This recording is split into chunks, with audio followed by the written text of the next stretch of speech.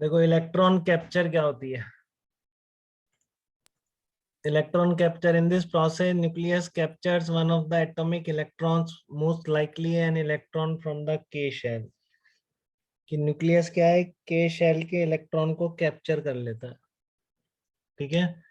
A proton in the nucleus combines with the electron and converts itself into a neutron. तो जो electron को जब ले लिया उस न्यूक्लियस ने K shell के, तो वो प्रोटॉन जो होगा उससे कंबाइन करके क्या बनाएगा, न्यूट्रॉन बनाएगा, और यहाँ पर भी एक न्यूट्रिनो एनर्जी पार्टिकल निकलता है। तो this process is called electron capture. ठीक है।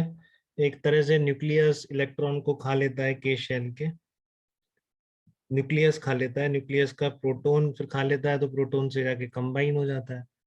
ठीक है। तो प्रोटॉन प्लस इलेक्ट्रॉन न्यूट्रॉन में कन्वर्ट होते हैं क्या, तो बिल्कुल होते हैं। एक प्रोसेस ऐसी होती है जिसे हम क्या कहते हैं, इलेक्ट्रॉन कैप्चर कहते हैं। ठीक है। अब इसकी इक्वेशन क्या होगी इस इलेक्ट्रॉन कैप्चर की, ये आपका न्यूक्लियस है, अब इसमें इलेक्ट्रॉन ऐड हो गया एक। ठीक है। जेड एक्स ए था प्लस माइनस 1e0, तो ये नए न्यूक्लियस में कन्वर्ट हो जाएगा वाई में, फिर वही जेड कांस्टेंट रखना है, तो जेड -1 ए प्लस 0 की जगह ए आ जाएगा, प्लस न्यूट्रिनो निकल जाएगा। फिर आपको इस प्रोसेस की भी क्यू वैल्यू याद होनी चाहिए या लिखनी आनी चाहिए।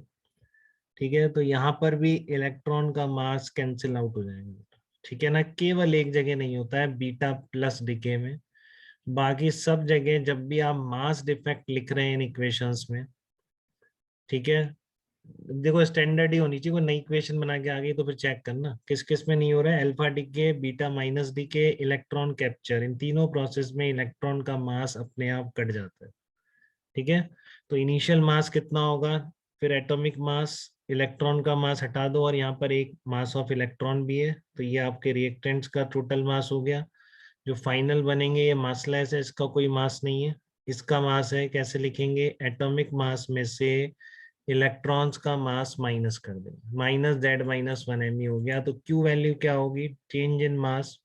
ठीक है। तो इलेक्ट्रॉन कट जाएंगे इसमें, फिर वही रह जाएगा सिंपल सा, इसका एटॉमिक मास माइनस इसका atomic mass into 931.5 mega electron volt.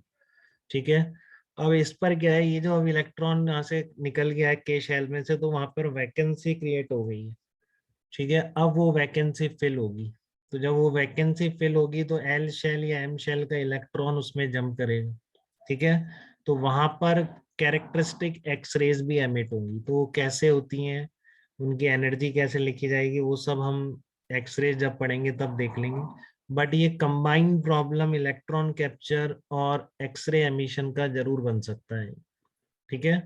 क्योंकि एक्सरेज में भी यही है कि वहां पर भी वैकेंसी क्रिएट हो जाती है के शेल में, तो हायर एनर्जी एल और एम स्टेट्स थी, वहां से इलेक्ट्रॉन उसमें जंप करते हैं। ठीक है। बट वहां पर वो वैकेंसी क्रिएट होने का रीजन अलग है, यहाँ पर क्या है, इलेक्ट्रॉन कैप्चर। न्यूक्लियस ने अगर इलेक्ट्रॉन को खा लिया तो वहां पे जगह हो गई के शेल में, वैकेंसी क्रिएट हो गई, तो L M N higher energy state से इलेक्ट्रॉन उसमें जंप करेगा, तो फिर वहां पर एनर्जी फोटोन निकलेगा, वो energy photon characteristic X rays का होगा। ठीक है। तो वो आपको कल समझ में आएगा कि एक्स रेज कैसे निकलती। बट ये कंबाइंड प्रॉब्लम जरूर आ सकता है, तो आप ध्यान रखिएगा कि electron capture is followed by X rays emission. ठीक है। इलेक्ट्रॉन कैप्चर तो हो गया, उसके बाद क्या होता है, एक्सरे एमिशन होता है। तो ये तीन प्रोसेस ध्यान रखनी है, alpha decay, beta minus decay, beta plus decay and electron capture. ठीक है।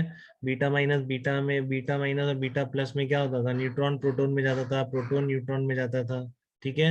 और इलेक्ट्रॉन कैप्चर में प्रोटॉन और इलेक्ट्रॉन मिलके न्यूट्रॉन में कन्वर्ट हो गए। ठीक है। तो ध्यान रखना है, बिल्कुल इंपॉर्टेंट है।